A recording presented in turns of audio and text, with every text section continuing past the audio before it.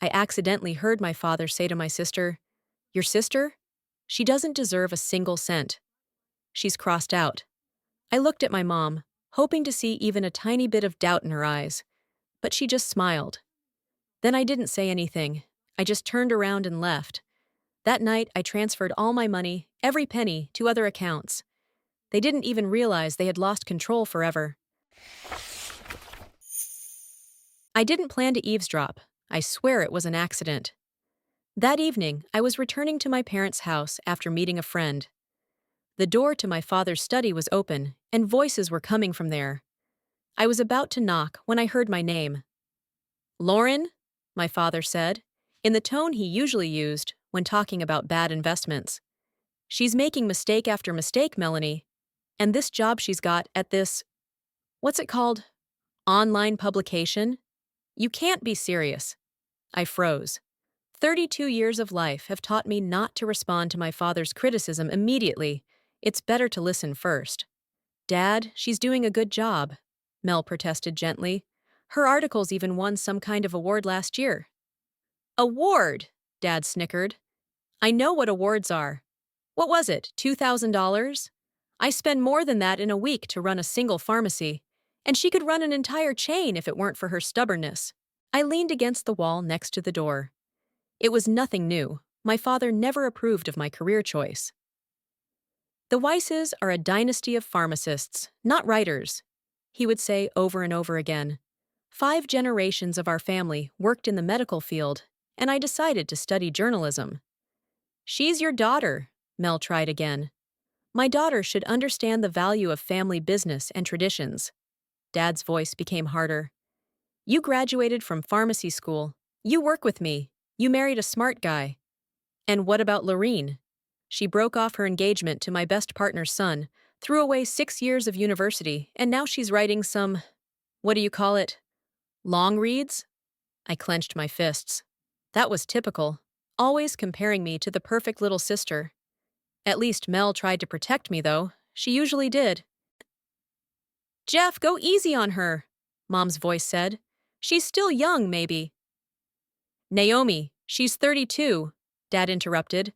"I was already running 3 pharmacies at her age and planning to expand. That's enough. I've made my decision." The office was silent. I held my breath. "What decision, Dad?" Mel asked cautiously. "I rewrote the will and the documents for the business share." "Your sister. She doesn't deserve a dime. She's been cut out." The words hit me like a slap in the face. I knew that my father was disappointed in my life choices, but to cut me out of the will? After all the years of trying to balance my own desires with his expectations? "But Dad," Mel began. "The decision has been made," Dad said in a tone that did not tolerate argument. "All the company's assets, the house, the investments, everything will be divided between you and your brother when the time comes. Lauren will receive only a token amount. If she's so independent, let her live with her own mind." I froze, feeling the floor shake beneath my feet. "Brother? What brother? Mel and I don't have a brother." "Are you sure?" My mom sounded unsure. "Maybe we should give her another chance?" I peered through the crack between the doors. Mom was standing by the window, her profile clearly outlined in the evening light. Dad was sitting in his leather chair, and Mel was across from him on the couch. "Naomi, we talked about this." Dad sounded annoyed. "How many chances did I give her?" "A job at the head office?" She turned it down. "Meeting Harrison's son?" She ran away after the engagement. What more proof of her irresponsibility do you need? I looked at my mom, hoping to see at least a shred of doubt in her eyes. But she just smiled. The same smile I had seen 1,000 times when my father criticized my hairstyle, my choice of university, my fiancé, and then my decision to break off the engagement. "You're right, dear," she said. I didn't say anything then. I wanted to scream, to burst into the room, to make a scene. But instead, I just turned around and left. Like a ghost, I went down the stairs and out of the house. No one even noticed that I was there. When I got in the car, I did not start the engine right away. My hands were shaking and my mind was racing. Yes, I always knew that my father was controlling. He tried to determine every aspect of my life, from the color of the walls in my room to my career choice. But to cut me out of his will. And who is this brother? Mel and I never had a brother. Maybe it was a cousin. Or, does Dad have another family? I turned on the engine and drove to my apartment. All the way there, my thoughts revolved around one question. Why? Why had my desire to live my own life turned out to be such an unbearable sin? I never gave up on my family. On the contrary, I tried to keep in touch, visit them every week, and even agreed to keep some of my savings in joint accounts managed by my father, for better investment opportunities, as he said. As I parked outside my house, I could feel the shock giving way to anger. How many more years was I going to spend pleasing my parents, hoping for their approval? How many more compromises did I have to make to earn a place in their lives? As soon as I got home, I turned on my laptop. I opened online banking and looked at the balance of our joint accounts. There were almost $70,000 there, all my savings over the past 8 years. Money I had been saving for my own apartment, for traveling, for the future. Money that my dad promised to multiply with his investment strategies. Without hesitating for a second, I created new accounts in another bank. That same night, I transferred all my money, every penny, to these new accounts. My dad always said that he controls the family finances to protect us from rash decisions. Well, now I don't need his protection. After completing the transactions, I felt a strange relief, as if I had thrown off a heavy backpack after a long hike. They didn't even realize they had lost control forever. I poured myself a glass of wine and sat by the window. It was almost midnight on the clock. Tomorrow they will notice that the money is gone. Tomorrow they will start calling, accusing, threatening. But today, at this moment, I felt free.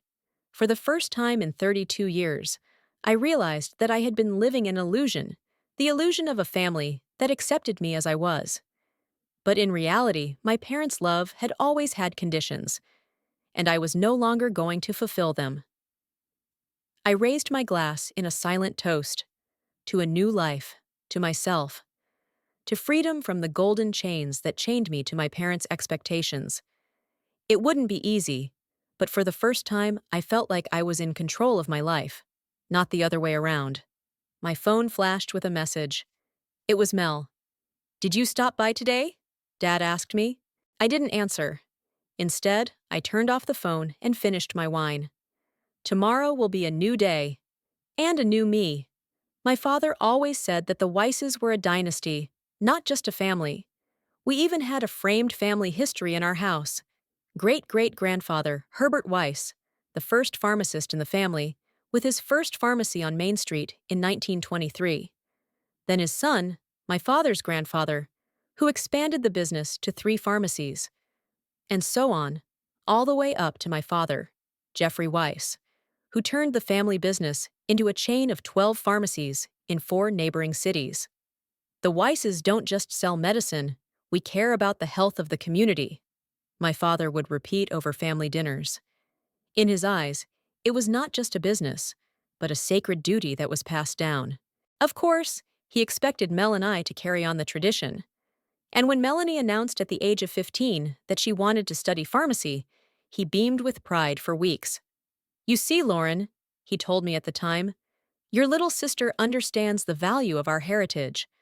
I was 18 at the time, and I had just announced that I wanted to study journalism. I remember how my dad reacted, not with an angry outburst, but with a cold, calm disappointment that was much worse. "Journalism?" he repeated, as if the word had a bad taste. "And what are you going to do with that degree? Write articles for the local paper while your sister runs a business that could have been yours? Maybe if my mom had supported me then, things would have been different. But Naomi Weiss stopped having an opinion a long time ago. She used to be someone else, a bright, ambitious nurse who dreamed of opening her own clinic. That's what her maternal grandmother told her. But after meeting her dad, something changed. Every year she dissolved more and more in his ambitions, turning from a person to an addition to her husband.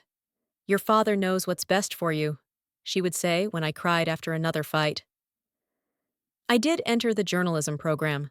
My father didn't speak to me for 2 months, and then he offered a compromise. I would get a second degree in pharmacy, and then I could do my articles as a hobby. I refused. It was my first real rebellion, but I still tried to please. I worked part-time in the marketing department of a family business while studying. I wrote promotional materials for them, created content for the website. Dad took it for granted. Not enough, but at least something. At least it wasn't a complete failure, he said at my graduation. Mel, on the other hand, was perfection incarnate. A red diploma in pharmacy, internships at the best chain pharmacies, and then a smooth transition into the family business. She even got married to Anthony Gardner, the son of her father's university friend and the owner of the medical laboratory with which our pharmacies cooperated. Their wedding was like something out of a magazine. 200 guests, of whom I knew only a dozen. Most were business partners, clients, or suppliers. A strategic alliance, my dad said half-jokingly during the toast. At the same wedding, my father introduced me to Parker Harrison, the son of his biggest business partner. They owned a chain of private clinics that worked closely with our pharmacies. Parker was attractive tall, with blue eyes and a hairstyle that he clearly paid more for than I did for rent. He was confident, witty, and seemed genuinely interested in my work. "Journalism is so interesting," he said as we danced. "I've always admired people who can turn words into art." I fell in love quickly and hopelessly. At 23, he seemed perfect to me, a successful doctor who respected my career. My father was delighted. For the first time in years, he looked at me with approval. "The Harrisons are a great family," he said, "and Parker is a smart guy. He will make you happy." Our engagement was announced 8 months later. I was happy, but something was bothering me.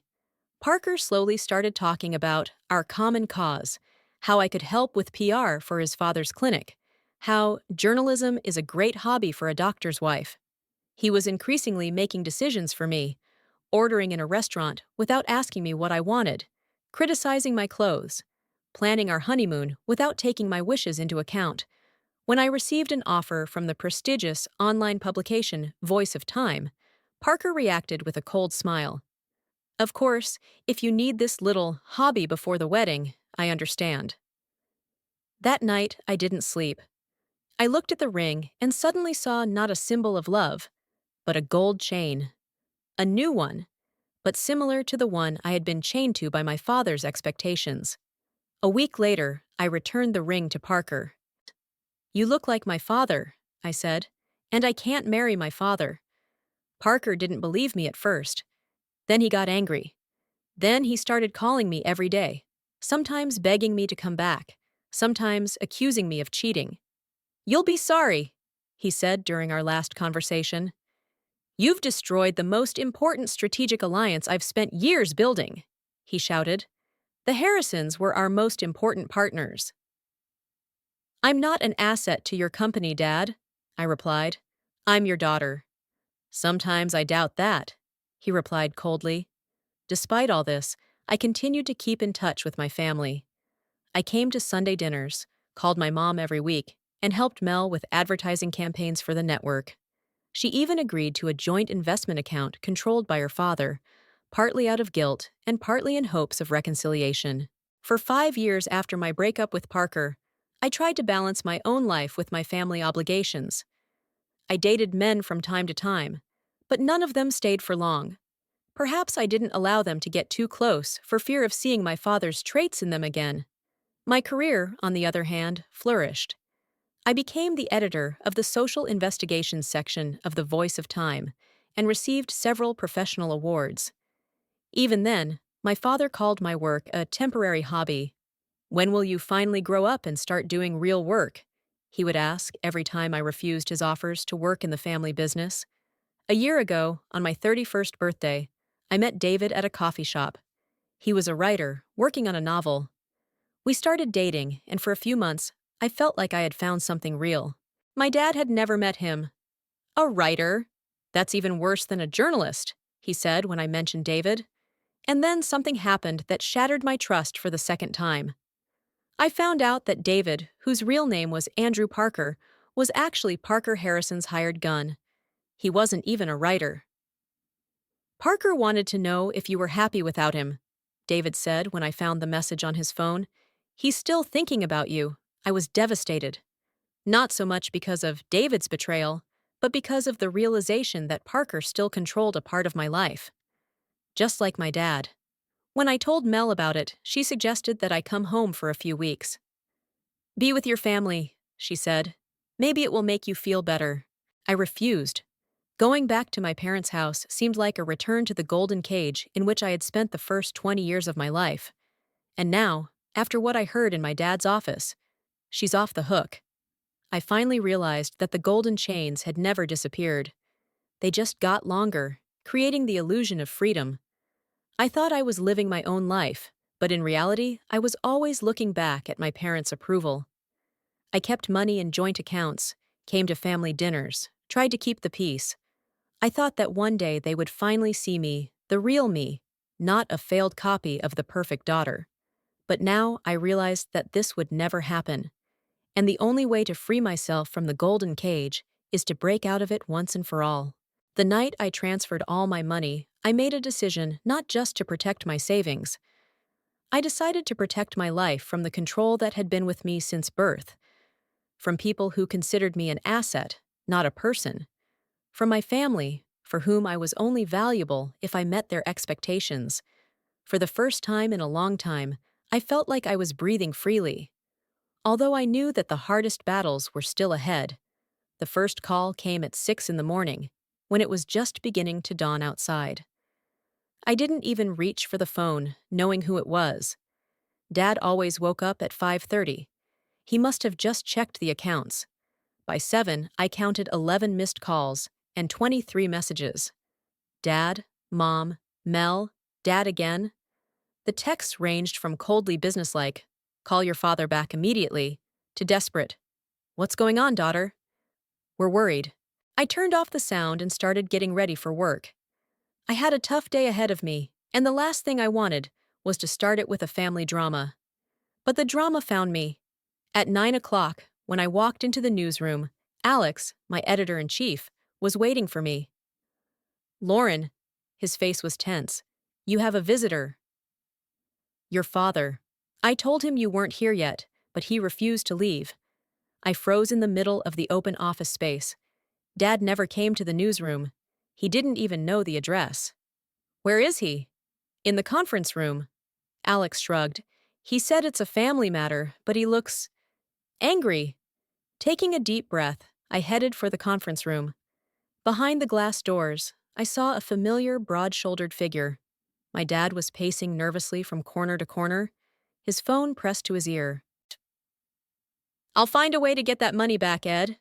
His voice was clearly audible, even through the door. She has no right to seeing me. He abruptly ended the conversation and turned around. His face was red with anger. What have you done? He said instead of greeting me. I took what was mine. I slammed the door behind me, cutting us off from the curious eyes of my colleagues.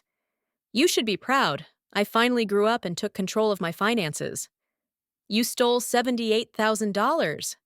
I took my own money from accounts that you controlled, money that I earned myself. Dad laughed, a harsh, unpleasant laugh. And what are you going to do with it? Are you going to throw it away again? On your journalistic projects? Or maybe you've met a new loser writer?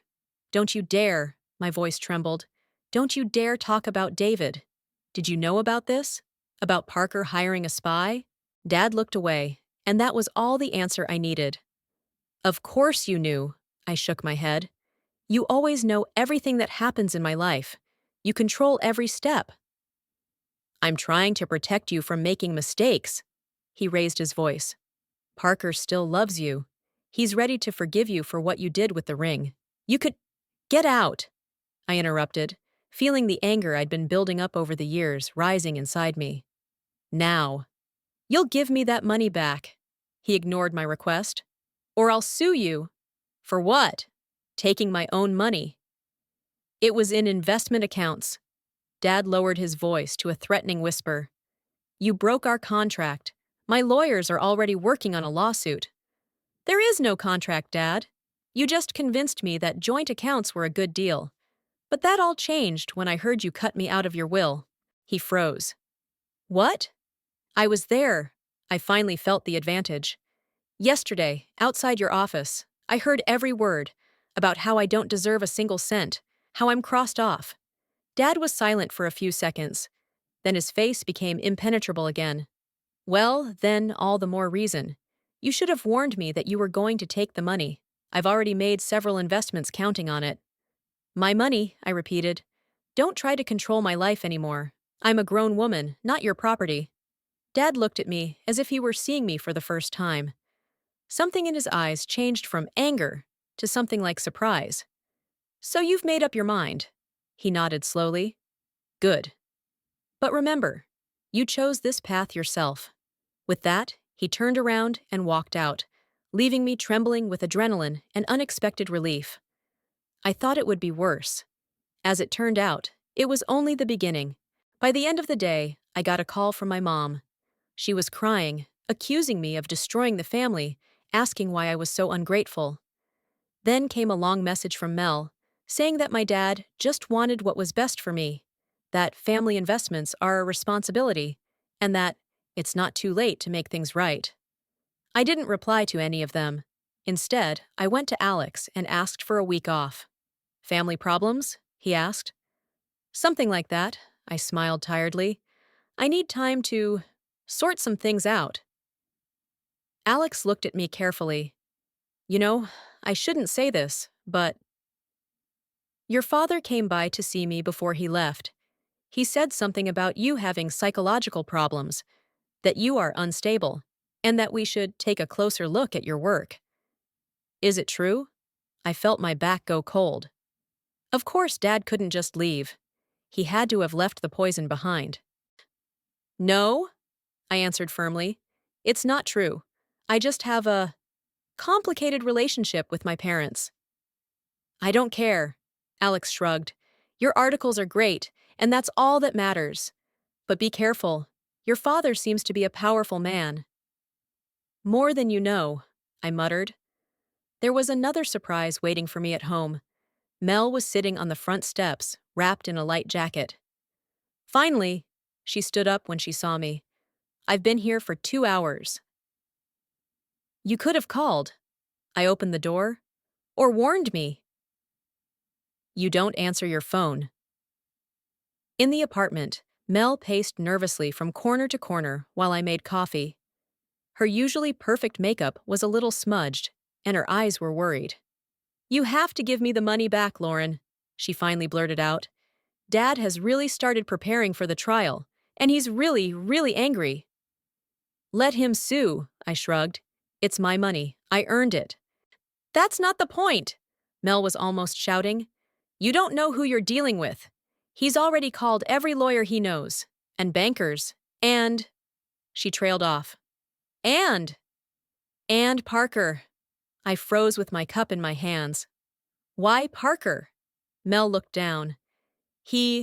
Dad told him you were unstable, that you took the family money and might use it to get back at him for hiring that guy, David. That's ridiculous. I set my cup down on the table. I just want to be left alone. Dad won't, Mel said quietly. It's a matter of principle for him, especially after you overheard him talking about the will. I looked at my sister with suspicion. What about this brother? The one he was talking about? Do we have a brother I don't know about? Mel paled. It's complicated. You weren't supposed to hear that. But I did. So who is he? She was silent for a long time, too long. Then she finally sighed. Brad Connor, son of my mom's cousin. Dad basically raised him after Aunt Eleanor died. He paid for college and gave him a job in the company. He runs the Eastwood branch now. Aunt Eleanor? I tried to remember. But I've never heard of her. She died before you were born, Mel quickly replied. Dad just thinks of Brad as part of the family. He's always been loyal. Unlike me, I smiled bitterly. You should go. I stood up. And tell Dad I won't be returning the money. I'm not afraid of his threats. Lauren, please. Mel grabbed my arm. Think about your mom. She's been crying for 2 days. And me. You know I've always tried to protect you. Protect me? I laughed bitterly. When? When Dad forced me to work at the company while I was studying? Or when he insisted on getting engaged to Parker? Or maybe when he found out he'd hired a spy to follow me? I didn't know about David, Mel said quietly. I swear. It doesn't matter. I released her hand. I'm taking care of myself now, for the first time in my life. After she left, I collapsed on the couch, emotionally exhausted. It seemed as if all my strength had left me. But there were many things to do. The next day, I went to the bank and made sure that my new accounts were inaccessible to my father. I changed passwords, control questions, even warned the manager about possible access attempts. Then I went to the notary and made an official statement that all my financial decisions were made voluntarily and in full knowledge. In the evening, I got a call from Alex. Lorene, we have a problem, he said, sounding tense. I just got a call from the owner of the paper. Your father has filed a complaint about your last article about the pharmaceutical market. He claims that you used insider information from his company. What? I couldn't believe it. It was a general study. It didn't even mention their network. I know, Alex sighed, but the owner is nervous. Jeffrey Weiss is a powerful man in town. He's asking you to take a vacation. Indefinitely. I closed my eyes, feeling the ground slipping away from under my feet. Dad was hitting me right in the feels. First the money, now the job. I'm not taking a leave of absence, I said firmly. I quit. Lauren, don't get so worked up. No, Alex. I know my father. He won't stop. I'd rather leave on my own than wait for him to destroy the publication because of me. I hung up the phone and felt strangely relieved. Yes, I had lost my job. But for the first time, I was in control of the situation. I made the decision, not waiting for someone else to make it for me. The following days turned into chaos. When I tried to withdraw money from my new account, I found out that it had been temporarily seized until the circumstances were clarified.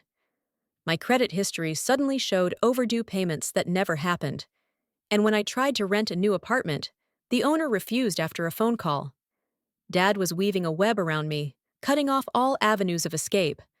I started looking for work in other cities. I sent out resumes and had remote interviews. Most of them rejected me after checking my references. Probably my dad took care of that too. And then something happened that I would later call a fateful accident. I was sitting in a coffee shop, scrolling through job sites, when a man at the next table accidentally spilled coffee on my laptop. Oh my God, I'm so sorry! He grabbed some napkins, trying to wipe the keyboard. It was Regan Pierce, a short man in his 40s, with thin-rimmed glasses and an unkempt beard. As it turned out, he owned a small publishing house in Redfield, 300 kilometers away. We specialize in local journalism and niche literature, he explained, as we waited for my laptop to be diagnosed. It's nothing big, but I'm proud of the work we do.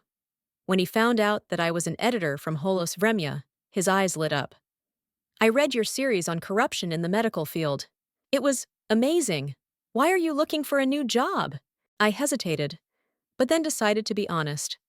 Family reasons. I need a change of scenery. Regan looked at me carefully, then nodded. We just had a vacancy for the editor-in-chief of our online portal. It's not the voice of time, of course, but it's interesting work. And Redfield is a great place. Quiet, cozy. Far from big cities, I added thoughtfully. And from big problems, he smiled. When I returned home with a new job offer and plans to move, a letter from the law firm Garwood and Partners was waiting for me. Dad had filed a lawsuit after all, accusing me of stealing money from investment accounts, forging documents, and even fraud. But this time, I didn't feel afraid. I looked at the official letter with gold embossing and realized that the chains that had held me for so long had finally been broken. There was a difficult battle ahead, but I was no longer a hostage. I was ready to fight for my right to live my own life. Redfield greeted me with rain and cold wind. I got off the bus, holding two suitcases tightly, all that was left of my previous life. The rest had to be sold or left behind. The town looked exactly as Reagan had described it: small, cozy, with a main street lined with shops, coffee shops, and a city hall with a clock tower. "Good afternoon, Ms. Weiss," Reagan greeted me at the bus stop. "How was your trip?" I answered honestly, long but calm. He helped me with my bags, and we walked to the building where he had rented an apartment for me. "It's nothing special," Reagan warned me as we climbed the stairs to the second floor of the old brick building. "And most importantly, it's a 10-minute walk from the publishing house." The apartment was indeed modest one-bedroom, a small living room with a kitchenette, a bathroom that had seen better days. "I like it," I said, and it wasn't a lie. After the spacious apartment in the metropolis, it seemed like a step backwards, but at the same time, a step towards a new life. "Great!" Reagan breathed a sigh of relief. "I was worried that after the big city, it would seem, you know, provincial." I smiled. "That's exactly what I need right now." Reagan left me to unpack, agreeing to meet me at the publishing house the next day. When the door closed behind him, I sat down on the small couch and took a deep breath for the first time in days. 320 kilometers between me and my dad. 320 kilometers of freedom. The next morning, I woke up to a knock at the door. An elderly woman stood on the doorstep with a basket that smelled incredibly of baked goods. "Gwendolyn Moore," she introduced herself. "I'm your neighbor from downstairs. I thought you might need breakfast on your first day in your new place." I was so touched by this unexpected act of kindness that I almost started to cry. The last few weeks have been full of lawyers, threats, and fear. A simple human gesture seemed almost miraculous. "Thank you." I took the basket. I don't know what to say. "You don't have to say anything." Gwendolyn waved her hand. "I know what it's like to start over. 40 years ago, I came here too, running away from the past. If you need to talk or just a cup of tea, my door is always open." The Pierce Media Publishing House is located in an old converted library, a two-story building with tall windows and creaking wooden floors. There were no more than 15 people working inside, creating a weekly city newspaper, a literary magazine, and a small news site. "Not the Voice of Time, of course." Reagan apologized again, leading me to my new workplace, a small office with a window to the courtyard. "Local news, real people's stories, is what the big outlets are missing." "I'm glad to be here," I said, and was surprised that it was true. That same day, I met Tess Montgomery, a bright red-haired woman who was in charge of the design of the publications. She immediately took me under her wing. "In Redfield, everyone knows everything about everyone," she warned me over lunch at a small coffee shop across the street from the publishing house. "But they usually stay out of your business unless you ask." "That sounds good." I took a bite of my sandwich. "In the big city, no one cares, but here, there's a community." "Exactly," Tess nodded. "I came from a metropolis, too. 5 years ago, after a divorce." "And I after a family conflict," I said carefully. Tess just nodded, not asking any further, and I was grateful for that. My first weeks in Redfield were a whirlwind of new experiences and responsibilities. I edited articles for the website, planned issues, and held editorial meetings. The work was simpler than at Golos Vremya, but no less important. I was talking about the lives of real people, their problems and victories. Reagan turned out to be the perfect boss, attentive but not intrusive. He valued my experience and often consulted me about the development of the publishing house. "You have a fresh perspective," he said. "You see what we are used to." Gradually, I arranged my apartment. I bought a few plants, found an old armchair at a local flea market, and hung up photos taken in new places.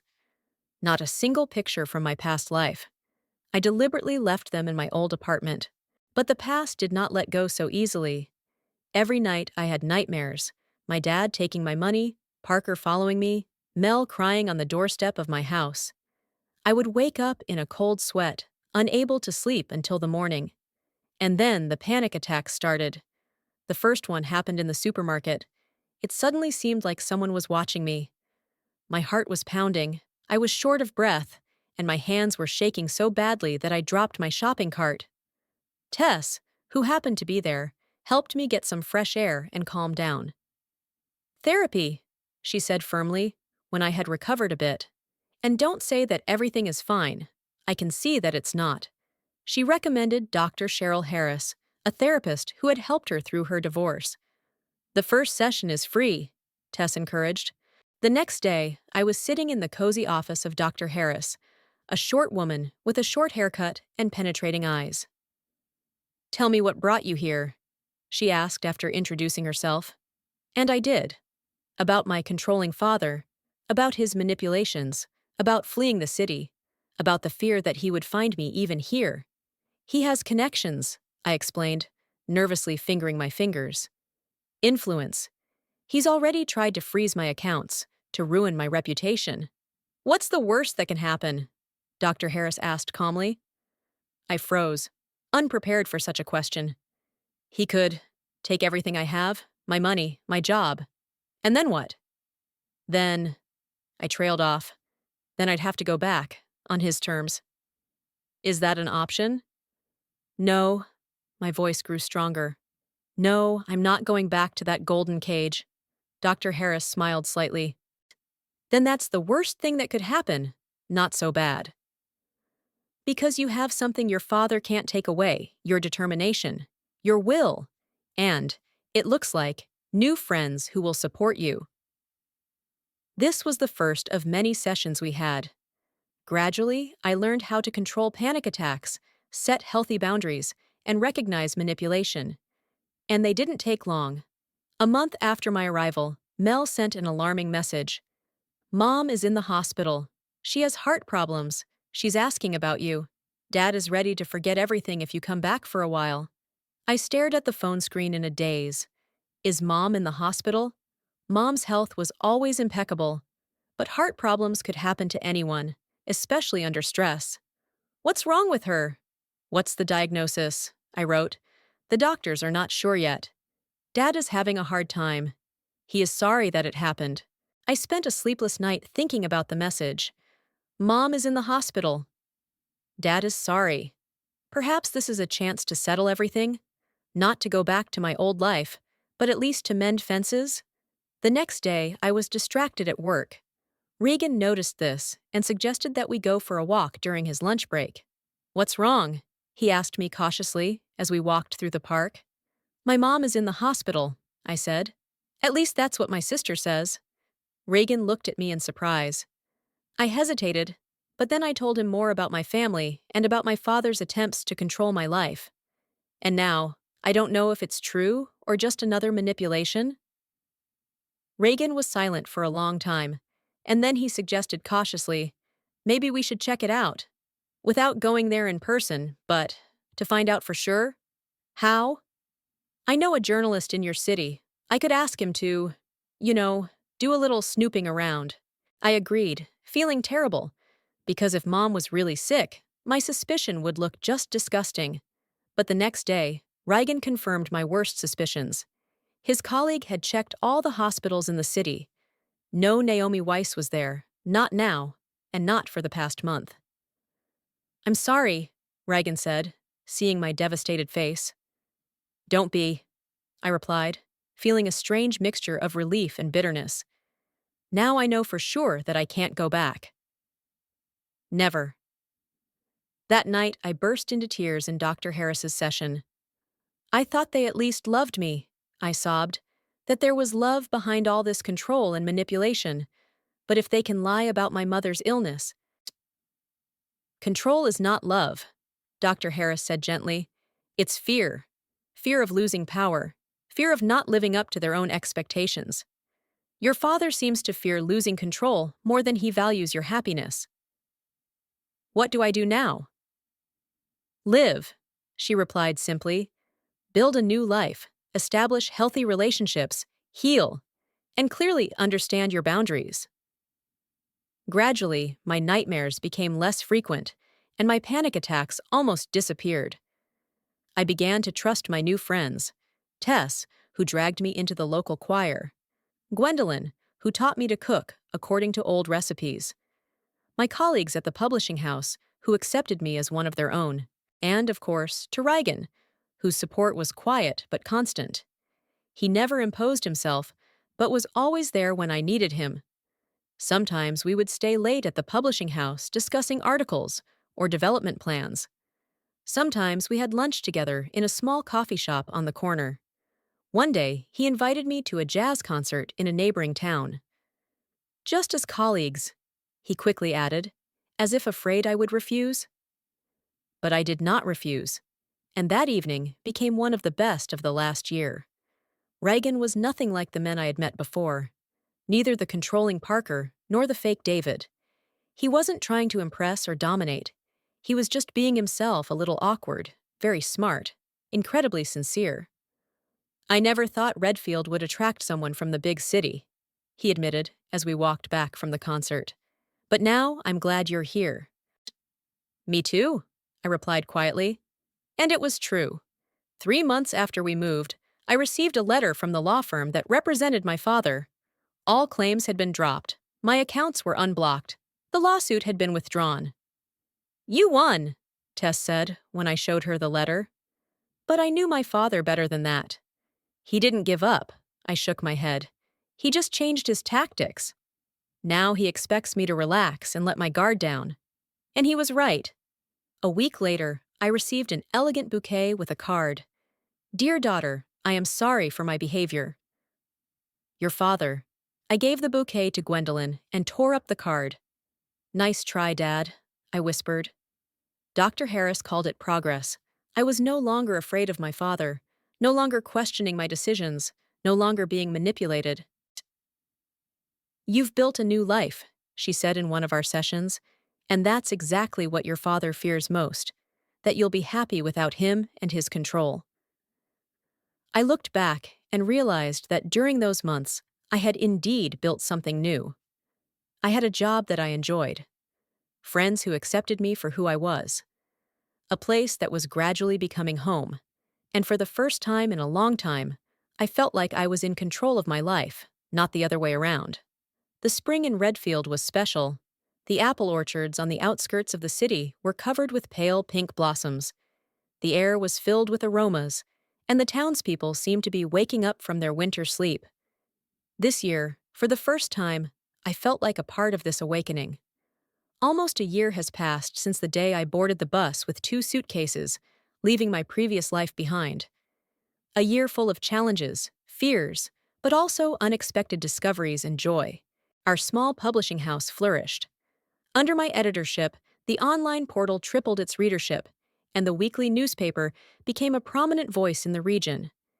We expanded our staff by hiring 2 young journalists and a photographer, and our investigations into corruption in the local administration even attracted the attention of major publications. "It's all to your credit," Reagan said as we celebrated the anniversary of my arrival at Pierce Media at a small Italian restaurant.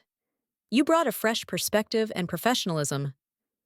"It's a joint credit," I replied, feeling warmth spread through my body at his praise. My relationship with Reagan had changed over the months. Slowly, almost imperceptibly, it grew from just a working relationship to something deeper. We never talked about it directly, but our lunches together, the long conversations after work, the occasional touch of hands as we reviewed materials together, all of this created an invisible bond between us. Sometimes I would catch his gaze on me, warm, attentive, full of something akin to tenderness. After Parker, after the fake David, I was afraid to open my heart again. I was afraid to see features in the new man that would remind me of my dad or exes. But Reagan was different. He never tried to control me, never gave me ultimatums, never demanded that I meet his expectations. He was just there for me, reliable, sincere, ready to support me, but not to impose. "You've changed," Dr. Harris said at one of our last sessions. "When you first came, You were full of fear. Now you have confidence. I agreed. The changes were gradual, but they were noticeable. I no longer flinched at phone calls, triple-checked the locks on the door, or looked for familiar faces in the crowd, afraid that my dad had sent someone to follow me. I finally started to feel like Redfield was my home. I had favorite places, a coffee shop on the corner of Oak and Maple that served the best pumpkin pie, a park with centuries-old oaks where I loved to read on weekends, Mrs. Foster's little bookstore, which always smelled like fresh printing and old paper. I started rituals Saturday breakfasts with Gwendolyn, who became something of a foster grandmother to me, Sunday walks with Tess and her dog Bruno, evening calls to Reagan to discuss the day ahead. On that April morning, everything seemed familiar. I was making coffee when the phone rang. An unknown number. I didn't usually answer such calls, but something made me press accept. Lorene? A woman's voice sounded unsure. It's Aunt Barbara. Your mom's sister. I froze. I'd only met Aunt Barbara a few times in my life. My dad didn't like my mom's family, thinking they weren't ambitious enough. Aunt Barbara, has something happened? Your grandfather, James. Her voice trembled. He died last night, in his sleep. The doctors say it was his heart. I sat up, feeling my legs give out. Grandpa James. I saw him for the last time when I was probably 14. My dad had a falling out with him over some business disagreement, and our families hadn't spoken since. The funeral is the day after tomorrow, my aunt continued. I know things are difficult with your family, but Grandpa always remembered you with love. After the call, I sat for a long time, staring into space. My grandfather, whom I barely remembered, but who remembered me with love. Should I go? Was I ready to meet the family I was running away from? I called Reagan. He listened to me without interrupting me, and then simply said, If you want, I'll go with you. His offer took me by surprise. Are you serious? That's why, he replied gently. No one should go through something like this alone, especially when relations with family are difficult. I accepted his offer, feeling both grateful and anxious. Grateful for his support, anxious about meeting my dad, mom, and sister, with the past that I had so diligently left behind. The bus arrived in my hometown on the morning of the funeral. Reagan and I stayed at a small hotel. I didn't even consider staying at my parents' house. The cemetery was full of people, many of whom I did not know or remember. Distant relatives, friends of my grandfather, colleagues. I stood aside, holding Reagan's hand as if it were a life preserver in a stormy sea. And then I saw them, Dad, Mom, and Mel standing by the coffin. Dad looked the same straight, unwavering, with a look of controlled sadness on his face. Mom seemed smaller than I remembered, more fragile. And Mel was pregnant, her belly clearly showing under her black dress. I froze, not knowing whether to approach them or stay at a distance. But the decision came naturally. Mel noticed me, and after saying something to her mother, walked towards me. Lauren! She hugged me, and I felt her shoulders tremble. I'm so glad you came. Grandpa would be so happy. I didn't know you were pregnant, I breathed out, pulling away. Mel smiled weakly as she stroked her stomach. 6 months! Congratulations, I smiled sincerely. Despite everything that had happened, I was happy for my sister. This is... Mel looked at Reagan, who was standing next to her. Reagan Pierce, he introduced himself, a friend and colleague of Lauren's. Mel nodded, but before she could say anything, her parents were approaching us. Lauren? Dad said my name as if he were tasting it. I didn't think you'd come. It was Mom's grandfather, I said simply. Of course, darling. My mother hugged me, and I could smell the familiar scent of her perfume, the same as years before. The tension between us was almost tangible. A year without communication, a year of mutual resentment and disappointment. But we all tried to be civilized, at least in public, at least on the day of the funeral. After the ceremony, we had a memorial lunch at a restaurant nearby. I sat with Regan, away from the main table, watching relatives I barely remembered. Aunt Barbara came over to thank me for coming. Several of my mother's cousins came over to meet me, expressing surprise that I had grown and changed so much. And then, when most of the guests had left, my dad came to our table. "Can we talk?" he asked. I looked at Regan, and he nodded slightly, letting me know that he would support any decision I made. We went out onto the restaurant's terrace. The spring sun was already sinking, painting everything in golden tones. "You look good," Dad began, which surprised me. "This town, Redfield. Do you like it?" "Yes," I answered, wary of his unusually soft tone. "It's peaceful." "And this man, Regan, is he your boyfriend?" I tensed. "I don't think it matters." Dad nodded, as if he'd expected that answer. "Lorene, I know things have been a little rough between us. I've been too hard, too controlling. You were right to leave." I stared at him in amazement. I'd never heard my father admit that before in my life. "But things can change now," he continued. "Your grandfather, he left a will, and there's something in it for you. That's what it is." I should have known that there was a reason for his sudden remorse. "How much?" I asked bluntly. "A considerable sum. And the house on the lake. The one you used to go to in the summer, remember?" I remembered. It was an old but cozy house with a veranda that overlooked the water. My grandfather taught me to swim and fish there. Those were some of the happiest memories of my childhood. "And what do you propose?" I crossed my arms over my chest, knowing that an offer was bound to come. "To come back," Dad said simply. "Not to our house, of course. You're a grown woman. But to the city. We could start over. Family dinners every Sunday. Holidays together.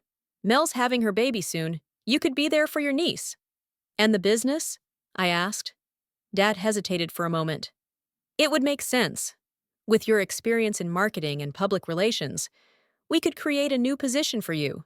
Director of Communications. Your own office. Your own team. You would report directly to me. And here it is. A new golden cage. More spacious. More luxurious. But still a cage. My grandfather's inheritance, family, work, all this was a lure. But the conditions remained the same. To live by Dad's rules, to be part of his system, his control. "And all this thanks to Grandpa's inheritance?" I clarified. "Well, not exactly." Dad hesitated a bit. "The will, there's a condition.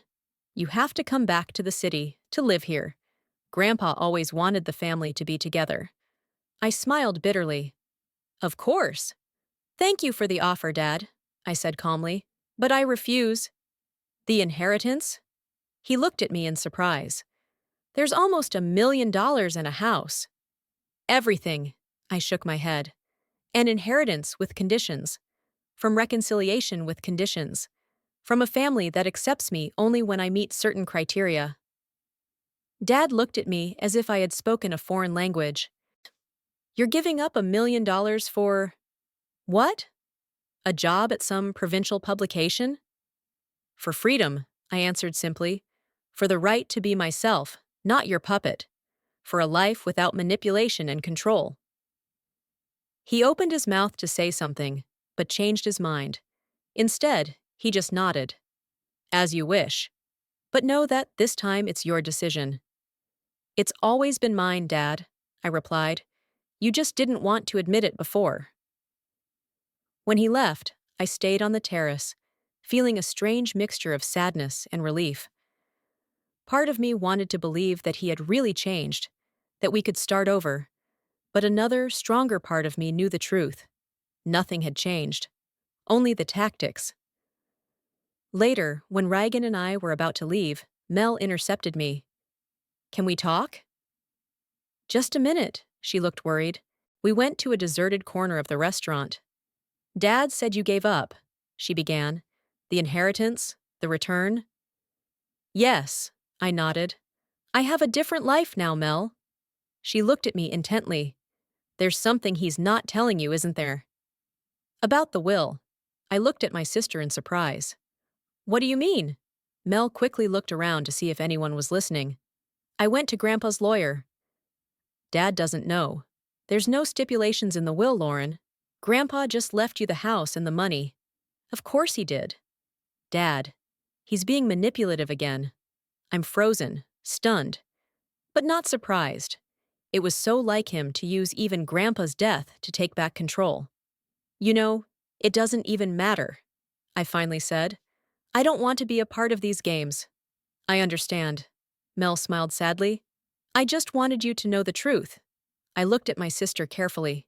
Why are you telling me this? You've always been on his side. Mel patted her stomach. Maybe motherhood changes your perspective. I don't want my daughter to grow up in a family where love is measured by obedience, where control is more important than happiness. I stared at her silently, not knowing what to say. I'm not asking you to come back, Mel continued, but maybe we could talk sometimes? On the phone? Email? I'd like my daughter to know her aunt. I felt something warm inside me. Perhaps not all ties had to be broken. Perhaps new ones could be created on a healthy basis. I would like that, I replied, but without Dad, without his interference. Just you and me. Of course, Mel quickly agreed. Reagan and I drove back to Redfield the next day. All the way back, I was silent, thinking about yesterday's events. Dad, who was trying to manipulate again. Mom, who was still standing by in silence. Mel, who was probably starting to see the situation in a new way. And me, the one who had found the strength to refuse the temptation of money and reconciliation on someone else's terms. Are you okay? Reagan asked as we drove up to Redfield. Yes, I answered, and it was true. I'm sorry you had to see all that family madness. On the contrary, he said softly, I'm glad I was there, and I'm proud of you. Not everyone is capable of giving up $1 million for the sake of principle. I smiled. It turns out there are things more important than money. Freedom, dignity, the right to be yourself. Reagan nodded and then, as if gathering courage, said, I've been wanting to talk to you for a long time. About our publishing house. I have an idea for a new project, a regional online media outlet that would cover not only Redfield but all the neighboring towns. I'm looking for a co-founder, someone who shares my vision and has experience in this field. I turned to him, feeling my pulse racing. You're asking me to be a co-founder? Yes, he said simply, a partner. In every sense, if you... He trailed off, then continued, but with no strings attached. If you refuse, nothing will change. You'll still be the editor. We'll still be friends. I want you to know that you have a choice. There was no manipulation or pressure in his words. Only sincerity and a warm belief that I deserved better. I need time, I said, to think about it. Both offers. Reagan nodded, not demanding an immediate answer. And this willingness to wait, this respect for my space and time, spoke more than any words. When I returned to my apartment, I sat by the window with a cup of tea. Outside, spring rain washed the apple blossoms, creating a feeling of renewal and freshness. I thought about everything that had happened this year, about running away from my controlling family, about building a new life from scratch, about the people who accepted me as I was, without conditions or expectations, and about Reagan, whose offer of partnership, professional and possibly personal, was not another attempt at control, but an invitation to co-creation. There were many unknowns ahead. The question of her grandfather's inheritance remained open. Should she accept it, knowing that her father had lied about the terms? Relations with Mel needed to be carefully rebuilt, and Reagan's offer opened up new opportunities and challenges. But now I had something I had always lacked: my own voice. The ability to make decisions without looking back at other people's expectations. The freedom to choose my own path, even if it didn't match someone else's idea of success. And this was the most valuable inheritance I could receive.